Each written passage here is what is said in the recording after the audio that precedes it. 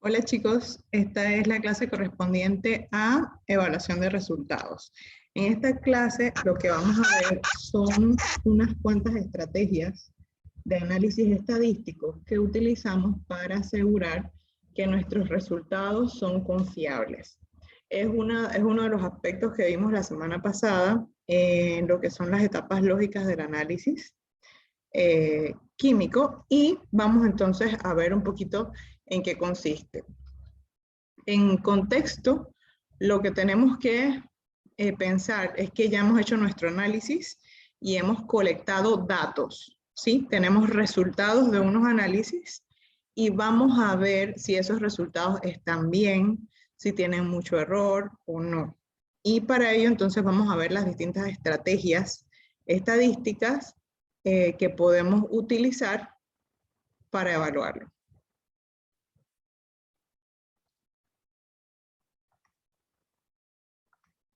Bien.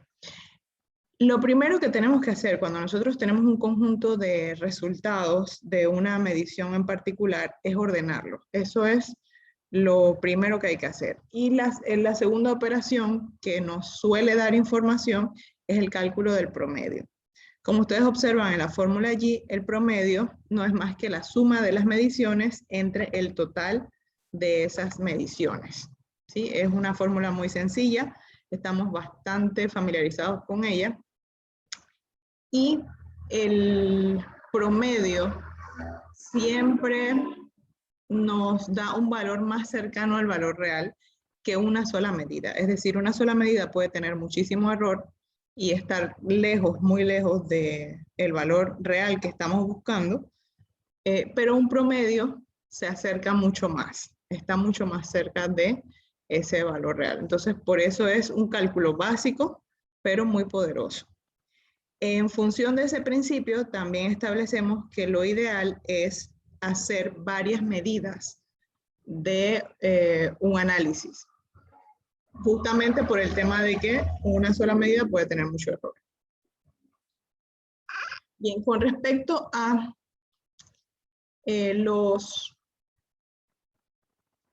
qué tan bueno es nuestro análisis, entonces vamos a hablar de dos conceptos que son básicos: la precisión y la exactitud.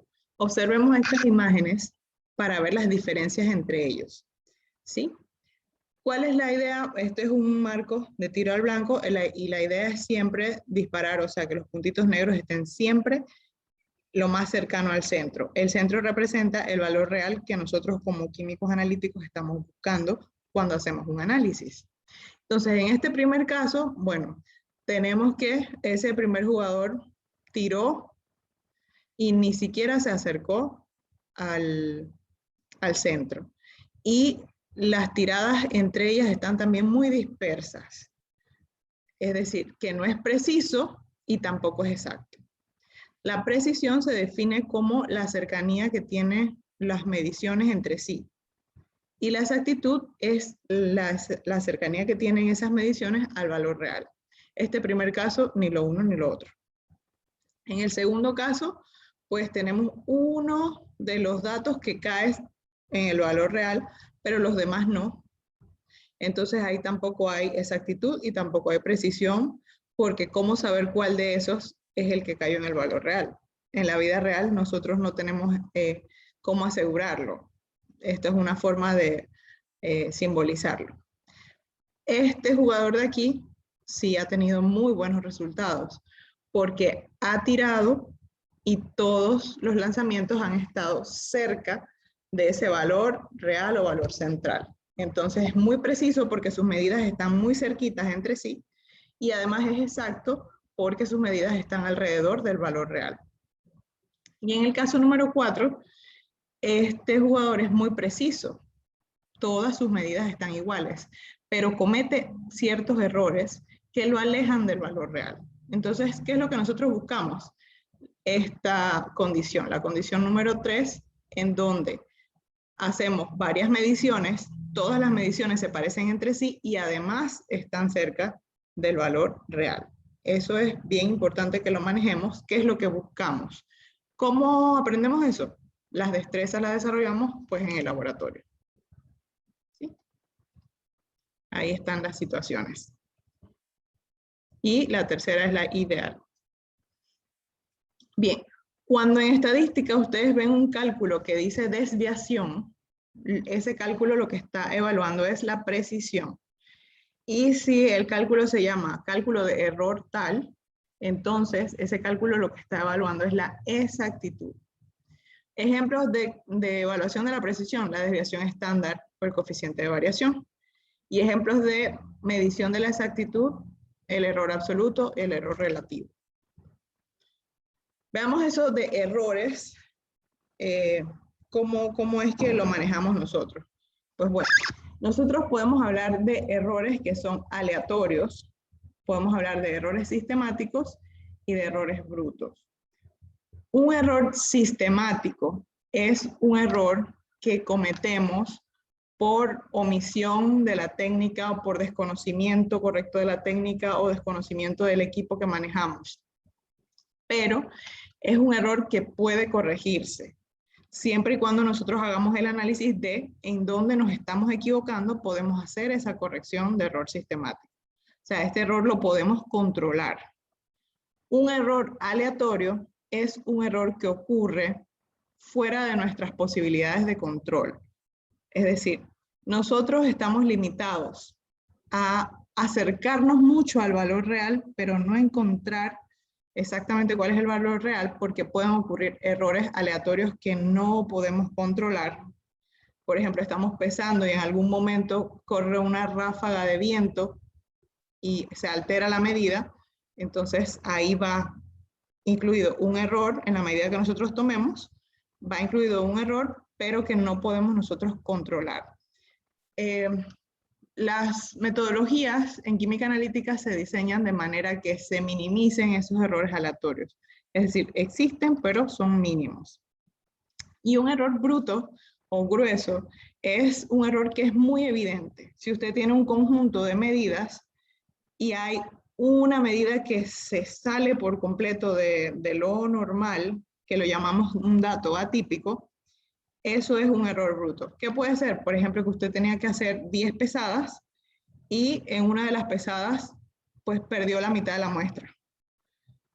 Ya, obviamente, todas las pesadas se parecen, menos esa en la que usted cometió ese error bruto, ¿no? Que es un error muy evidente. Y esos errores que son tan evidentes, pues, pueden removerse para que no alteren los resultados. Y hay formas también en las que nosotros podemos calcular o establecer si un error o si un dato que parece atípico es en verdad un error bruto o no. Los errores sistemáticos pueden ser, como ya les comenté, asociados al instrumento. Que el instrumento esté fallando porque, por ejemplo, no se han cambiado las baterías, o porque utiliza una fuente de luz, como un foquito, y el foquito ya no emite la misma radiación, o que usted no sabe que para leer tiene que oprimir el botón tal y se le olvida. Eso puede ocurrir. Esos son errores que, si sabemos qué hicimos y nos damos cuenta cuál es el error, podemos corregir y eliminarlo. Los errores de método son los más difíciles de identificar y corregir. ¿Por qué? Porque a veces pasa que el analista no se fija y usó un reactivo viejo o utilizó un reactivo similar, pero que no es exactamente el reactivo que se requiere. Todos esos errores de metodología hay que revisarlos muy minuciosamente. Y también errores personales. Por ejemplo, la estimación incorrecta de la medida. Si usted está leyendo una escala y usted no interpreta correctamente la escala, entonces puede leer mal. También el error más común es el error de paralaje. Es el error que cometemos cuando nosotros observamos para hacer una lectura de volumen y no colocamos la medida a la altura de nuestros ojos, sino que lo vemos por encima o lo vemos por debajo. Nosotros estimamos una lectura de volumen allí que es incorrecta y ese error se conoce como error de paralaje. Los errores de método pueden corregirse, de esos que conversamos que tienen, por ejemplo, fallas durante los pasos del análisis, se pueden corregir utilizando análisis de muestras estándares. Es decir, una muestra que se ha preparado con un laboratorio muy escrupulosamente ha preparado esa muestra que tiene una concentración exacta y que se puede utilizar de referencia. Entonces, ese analito se utiliza durante el análisis y se ve si los resultados son los esperados, porque como ya es un material que viene certificado con una concentración específica, si yo hago mi análisis y está bien hecho, debo llegar a esa concentración específica. Si no, entonces ahí puedo ir evaluando cuáles son los errores en la metodología. También se pueden hacer análisis independientes. Puedo utilizar métodos diferentes para determinar el mismo analito y ver si varían las concentraciones, porque al final si la cantidad del analito es la misma en la muestra, aunque yo use diferentes métodos, debo llegar a la misma respuesta. Entonces esos análisis independientes ayudan a evaluar si hay alguna falla en el método. Y también se utiliza el análisis de blanco, que ya estuvimos conversando un poquito la semana pasada sobre el concepto de blanco, y nos ayuda a evaluar si hay contaminación en los reactivos. Si yo tengo un blanco, es decir, una sustancia que no tiene mi analito, y al final del análisis yo reporto un resultado, debería ser 0. Pero si me marca algún dato, algún número diferente, eso quiere decir que hay sustancias haciendo interferencia, que se comportan como el analito, pero que no son el analito, o que tengo los reactivos contaminados o los recipientes también contaminados. Todas esas irregularidades durante un análisis se pueden corregir utilizando un blanco. Entonces, como les comentaba, los errores aleatorios son difíciles de detectar. Son errores con los que hemos aprendido a convivir. Y son errores que se distribuyen entre los resultados equitativamente. Es decir, todos los resultados van a tener cierto error aleatorio. ¿Sí? Observen estos dos juegos de resultados. Aquí, cada barra es un conjunto de resultados, ¿no? Observen que unos están más altos, otros más bajos, ¿sí? Y hay mucho error distribuido en todos los datos. Eso quiere decir que hay mucha dispersión, porque tengo un resultado por aquí en un extremo, otro resultado en otro extremo, hay muchísima dispersión. Lo que nosotros buscamos es lograr hacer análisis con poca dispersión, como están aquí, en donde la mayoría de los resultados se encuentran en el centro. En ese centro también deberíamos esperar que se encuentre nuestro valor real. Recuerden siempre que en química analítica cuantitativa estamos buscando encontrar la concentración de un analito y que esa concentración se acerque al valor real. ¿Sí? Es el principio que utilizamos para poder establecer que las tabletas de acetaminofén de 500 miligramos efectivamente tienen 500 miligramos y no 600 o 1000 o 300. Es también el mismo principio que utilizamos cuando damos el resultado de glucosa en sangre y decimos que está en 80 y no está en 100. ¿Sí? Y es porque se han ido ensayando las metodologías de manera que los resultados están cerca del valor real, tienen muy poca dispersión entre ellos y están la mayoría en el centro. Entonces, este conjunto de datos donde la mayor parte de los resultados se encuentra en el centro, se conoce como una distribución normal o gaussiana y tiene esta forma de campana. Este gráfico lo van a ver muchísimo y lo que nos ayuda a interpretar es eso, ¿no? Si el tipo de distribución. En este caso, idealmente buscamos que sea una distribución de este tipo normal, en donde la mayor parte de los resultados se encuentran en el centro de esa campana. Bien, cuando nosotros vemos un conjunto de datos y vemos un dato que es muy diferente, muy raro, que se parece a un dato atípico, podemos sospechar que es un error bruto.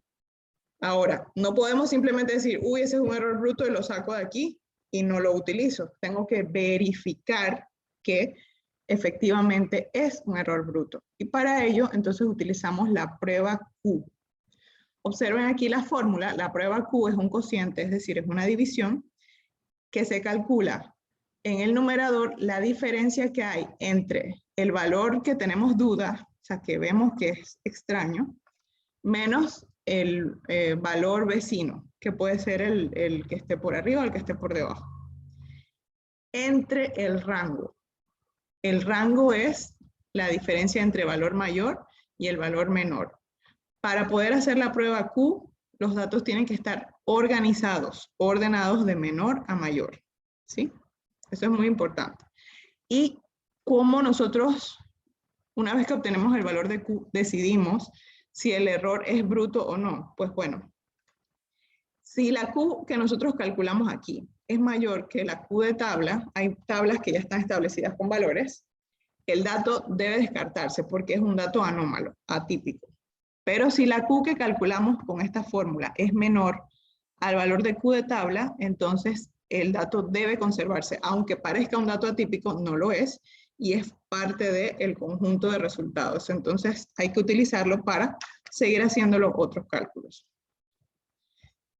Este es un ejemplo de la tabla de prueba Q, dependiendo de la confianza con la que nosotros hacemos un análisis. Usualmente nosotros reportamos, y en ciencias en general, se reportan los resultados con 95% de confianza. Ahora vamos a ver por qué 95, por qué no 90 o por qué no 99. Pero ya el cálculo nos indica que 95% de confianza es suficiente. Ese 95% de confianza, ¿qué quiere decir? Pues bueno, que si yo agarro un mismo análisis y lo hago 100 veces, voy a tener 95 resultados correctos y 5 con error. Entonces yo tengo la confianza al 95% de que el resultado que estoy dando es correcto. Entonces, dependiendo del número de observaciones, es decir, el número de medidas, yo voy a utilizar el valor de referencia que corresponde. Si yo tengo 10 medidas, tengo que utilizar 0,466. Es decir, que yo hago mi cálculo de Q y si el resultado se pasa de 0.466, debo rechazar el dato. Si no se pasa de 0.466, entonces lo puedo conservar y seguir haciendo los demás análisis. Veamos un ejemplo. Estos son valores obtenidos de arsénico en agua potable y parece que este valor 581 es un dato atípico. Observen porque tenemos 60, 64, 70, pero 81 está un poco lejos. Entonces parece un dato atípico, parece que fuera un error bruto, pero no podemos establecerlo sino hasta que hagamos el cálculo de prueba Q. Ordenamos los datos, ahí está.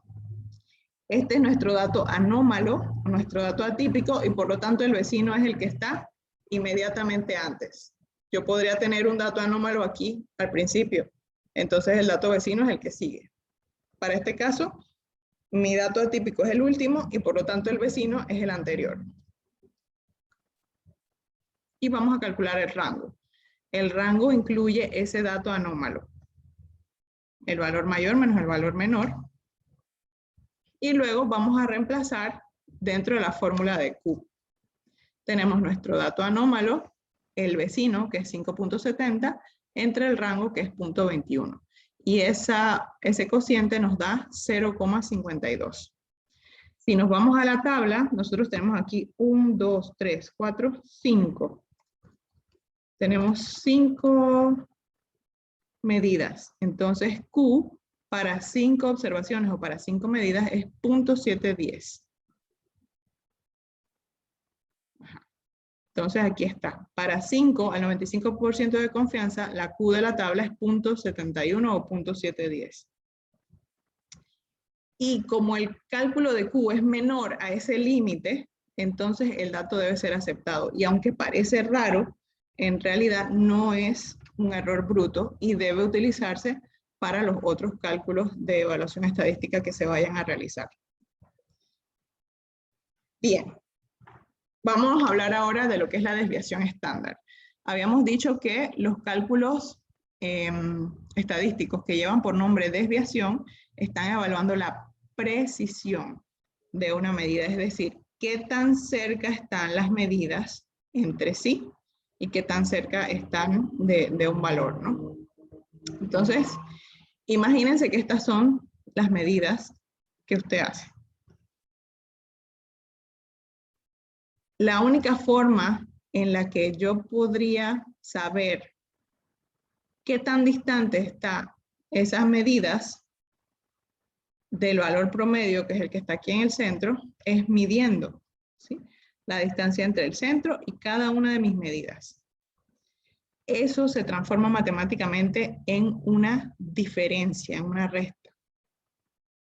Y eso es a lo que nosotros llamamos desviación.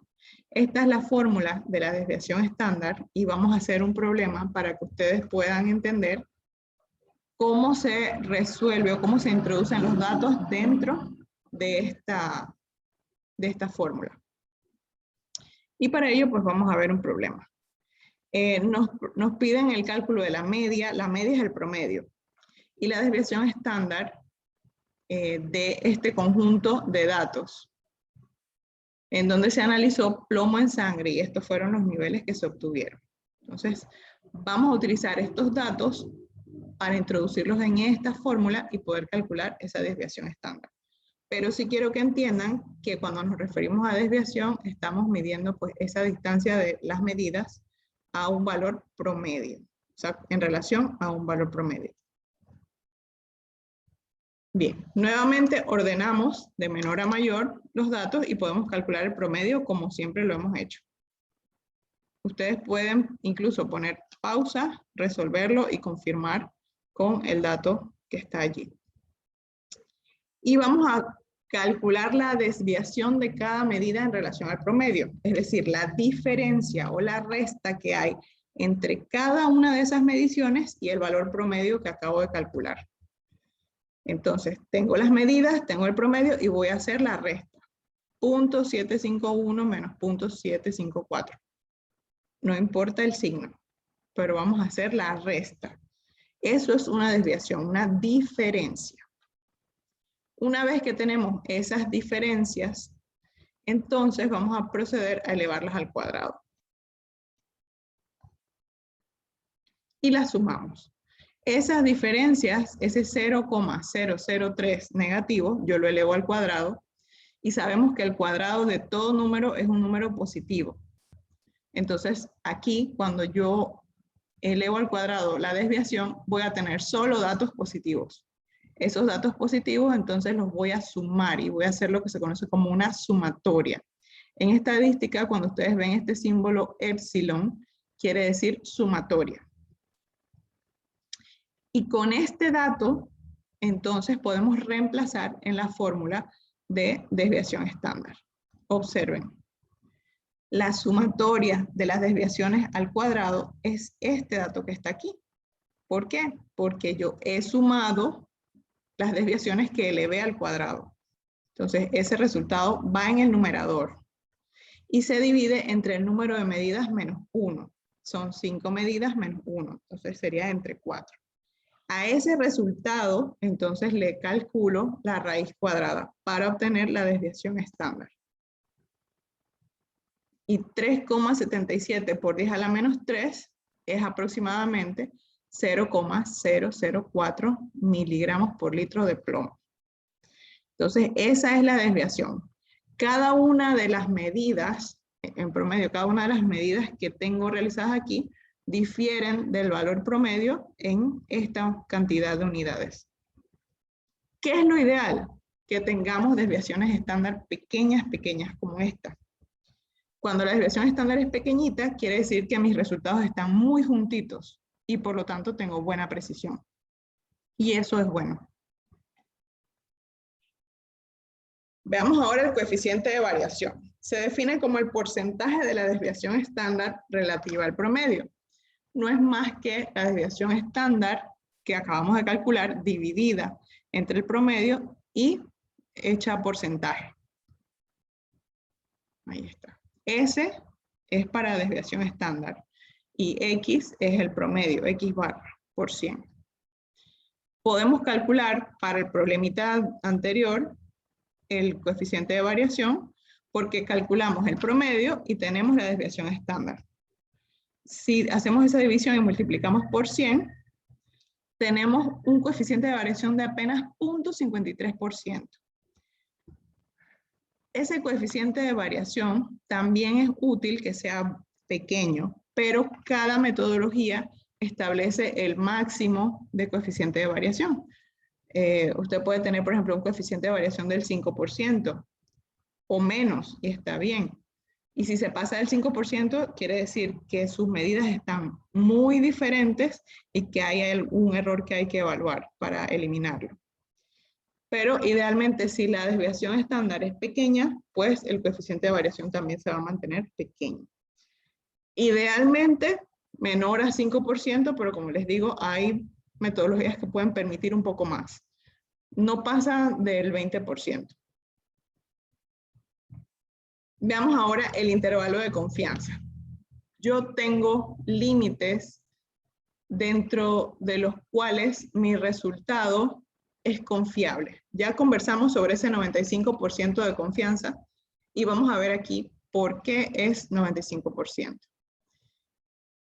Nosotros podemos tener nuestro valor real, ¿sí? Y dentro de una distribución normal, vean que tiene una forma de campana, la mayor cantidad de mis resultados se va a encontrar alrededor del valor real. En estadística, la letra mu es símbolo de valor real.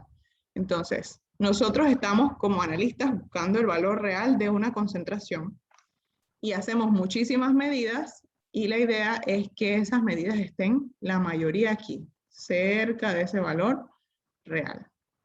Bueno, si nosotros calculamos la desviación estándar y establecemos esa desviación estándar positiva y ese mismo valor negativo, nosotros vamos a tener a cada lado del valor real 34.1% de los resultados.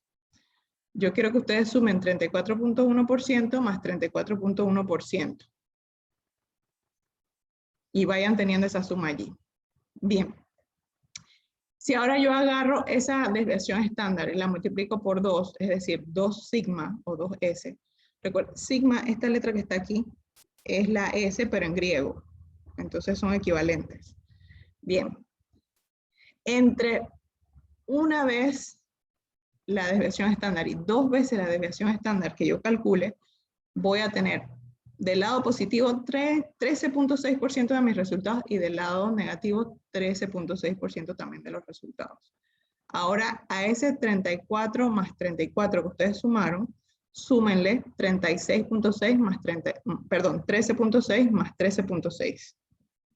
Y van a tener entonces un gran resultado de aproximadamente 95%. ¿Eso qué quiere decir? Pues que entre 2 veces la desviación estándar y menos 2 veces la desviación estándar, yo voy a obtener 95 de 100 resultados. Y cuando nosotros hablamos de 95% de confianza, nos estamos refiriendo a que los resultados se encuentran en esta región de la distribución normal. Y esa región es la región aceptable de resultados. Siempre buscamos que nuestros resultados caigan dentro de ese 95% de confianza. Y ese 95% de confianza, como ya les dije, tiene límites, o es un intervalo, y tiene un límite negativo, es decir, por debajo, y un límite positivo por arriba, dentro de los cuales mis resultados son correctos. ¿Sí? No sé si ustedes han visto, por ejemplo, un examen de sangre, algún examen de sangre que se hayan hecho. Ustedes pueden ver, por ejemplo, el clásico ejemplo de la glucosa, que dice entre 70 y 100. La glucosa en ayunas debe estar por arriba de 70 y por debajo de 100. Esos son los dos límites. El límite inferior es 70 y el límite superior es 100. Si el resultado de la medición en su sangre está en ese intervalo, usted tiene 95% de confianza de que tiene el azúcar bien.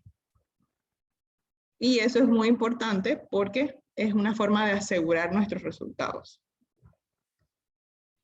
¿Cómo calculamos ese intervalo de confianza? Pues bueno, aquí está la fórmula. Va a ser el promedio más o menos la multiplicación de la T de student, que es un valor de tabla, por la desviación estándar entre la raíz cuadrada del número de medidas. Esa T de student fue fue en realidad, esos datos fueron generados por un investigador inglés que trabajaba en la cervecería Guinness y empezó a hacer análisis matemáticos para ver cómo hacía rendir mucho más la producción de cervezas. Sin embargo, en las oficinas Guinness le prohibieron que publicara esos resultados, pero a él le pareció que eran resultados muy interesantes, entonces los publicó bajo un seudónimo, y el seudónimo fue Student, y generó esas tablas que nosotros ahora utilizamos como referencia para el cálculo de intervalo de confianza. Y por eso es que se llama T de Student. Es un valor que está en tabla. Ahorita vamos a ver la tabla. ¿Sí? Para el ejemplo que hemos estado viendo de la medida de plomo en sangre, vamos a calcular ese intervalo de confianza si el valor de T de Student para 5 medidas es 2,78. Entonces vamos simplemente a reemplazar. Este más menos es como el más menos de la fórmula cuadrática, que usted resuelve lo que está a la derecha, lo suma al promedio y resuelve lo que está a la derecha y lo resta al promedio. Así es como vamos a tener ese límite superior y límite inferior. ¿Sí? Entonces el límite de confianza, el intervalo de confianza o límite de confianza para este cálculo planteado es 0,754 más o menos 0,00497. Si yo al promedio le sumo, voy a tener 0,759. Y si le resto, voy a tener 0,749. Esos son los límites dentro de los cuales caen el 95% de los resultados con una aceptación, es decir, que son aceptables. Y también inferimos que en ese intervalo de confianza que nosotros establecemos, también encontramos el valor real. La idea también es que ese intervalo de confianza sea pequeño, porque así nuestros resultados y el valor real están cada vez más cerca. Ahí está el ejemplo de la tabla de student a distintos porcentajes de confianza. Nosotros solemos utilizar, como ya les dije, 95%. También existen las pruebas de hipótesis. Cuando nosotros hacemos un estudio estadístico, lo hacemos para evaluar resultados en función de una hipótesis, es decir, de una idea, de una afirmación que establecimos.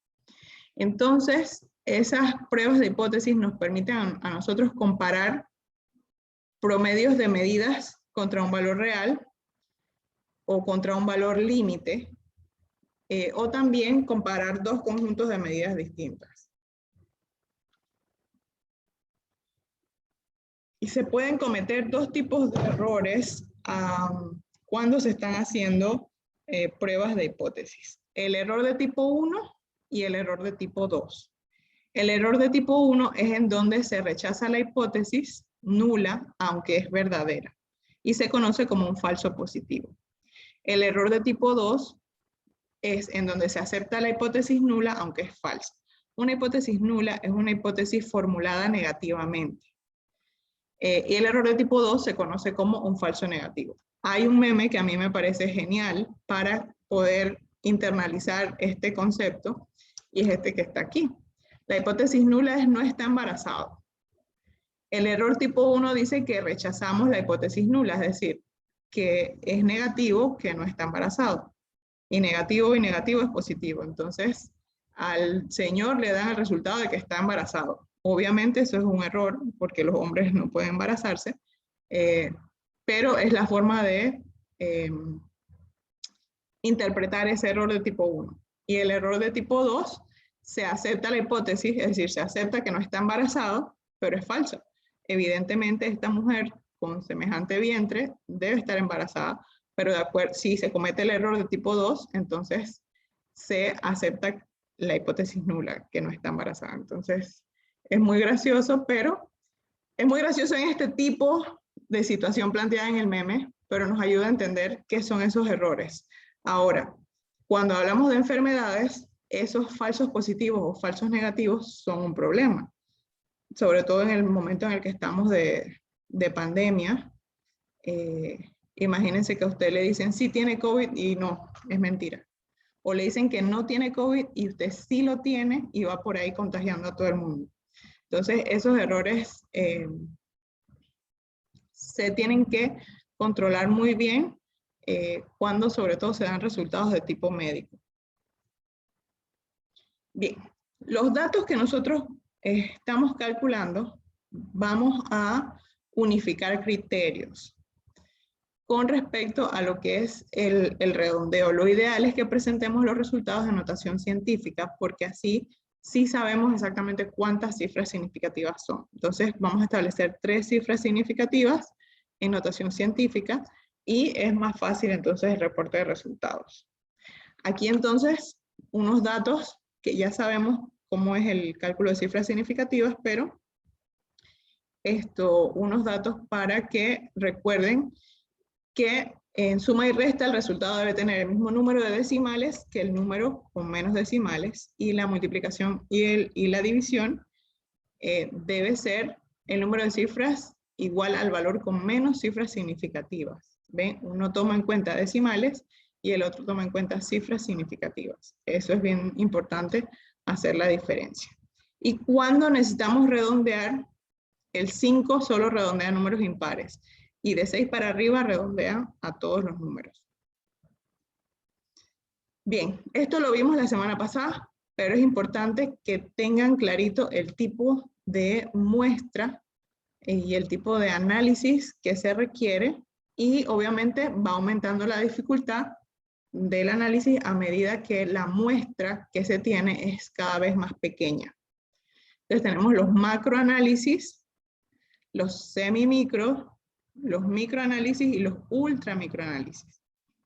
Estos ultramicroanálisis usualmente son muestras, incluso por ejemplo de tejido o sangre o algún fluido corporal, que se recoge en una cantidad muy pequeña y que además lo que estamos buscando también está en una concentración muy pequeña, de nivel de trazas o ultratrazas.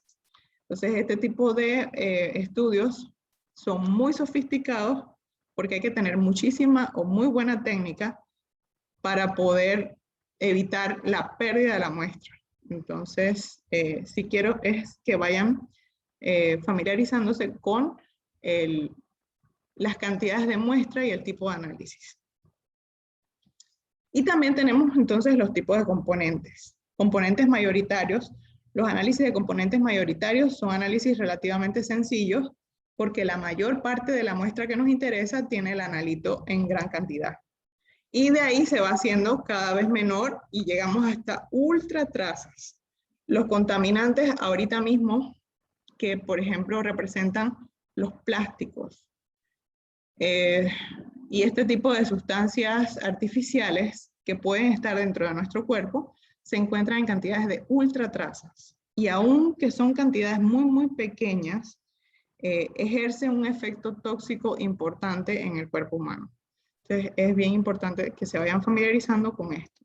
Obviamente un componente mayoritario, como ya les dije, el análisis es un poco más sencillo, incluso un poco más accesible, más rápido, más barato que un análisis de ultratraza, en donde hay que ser muy exactos, muy precisos, y que además requiere de una tecnología muchísimo más avanzada.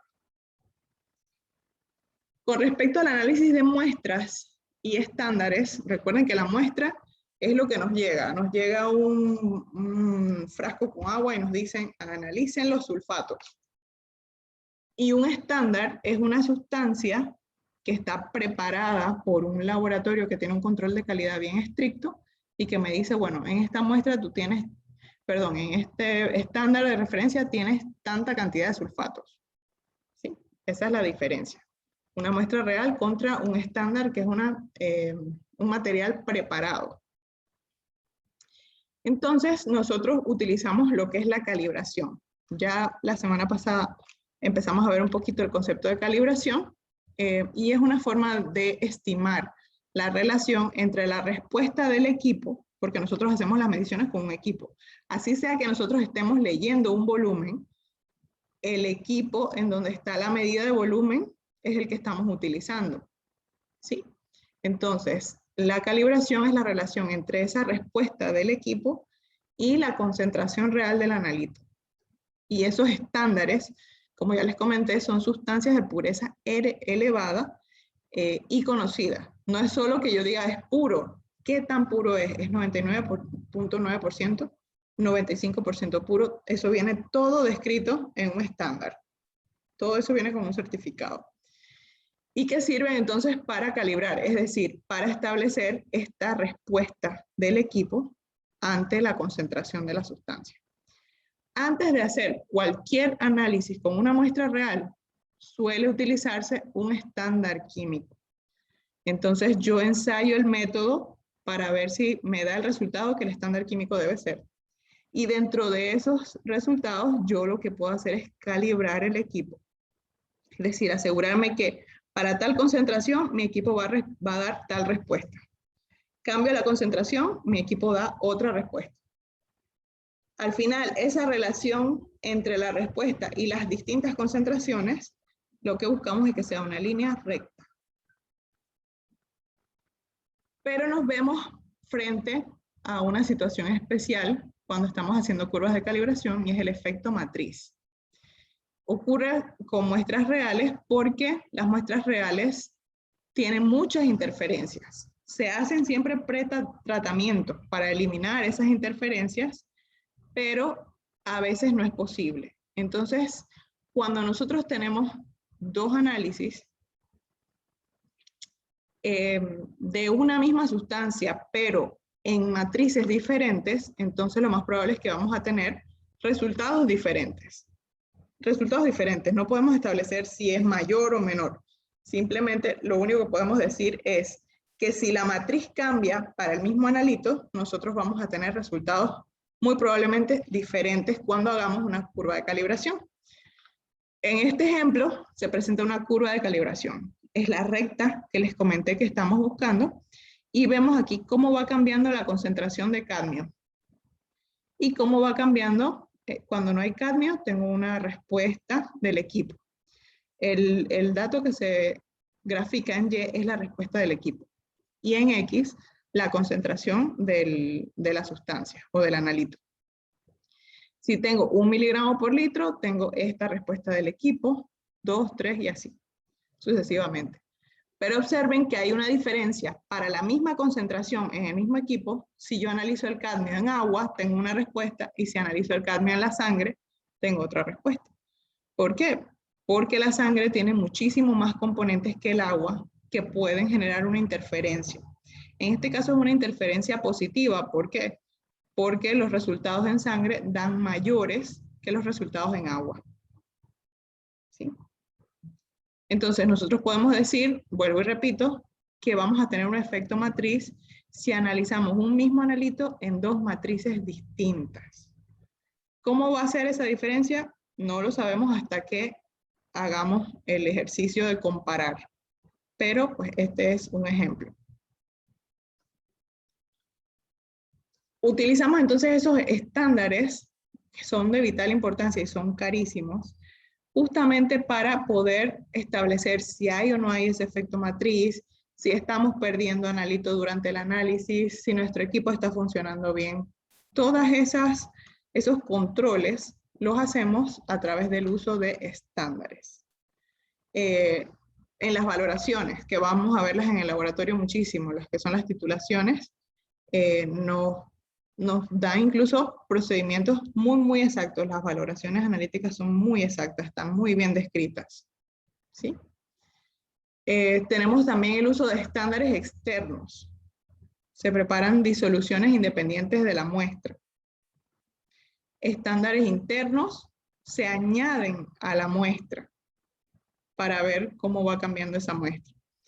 Y también se utiliza la técnica de adición de estándar, que se añade una cantidad conocida de analito a todas las muestras. Y así se va, y en este caso de adición de estándar, la muestra se mide antes de añadir y después de añadir. La diferencia con el estándar interno es que se añade a la muestra el estándar y se hace una sola medición. Pero el estándar interno no tiene nada que ver con el analito, es decir, genera una respuesta adicional en el equipo. Esto para que vayan haciéndose una idea de los tipos de estándares que se pueden utilizar para ajustar metodologías en química analítica.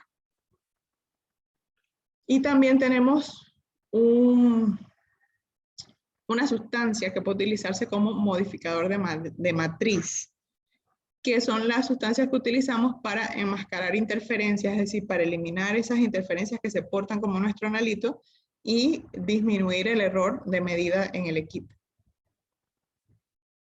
Bien, esto es lo que corresponde entonces a nuestra clase de estadística y resultados.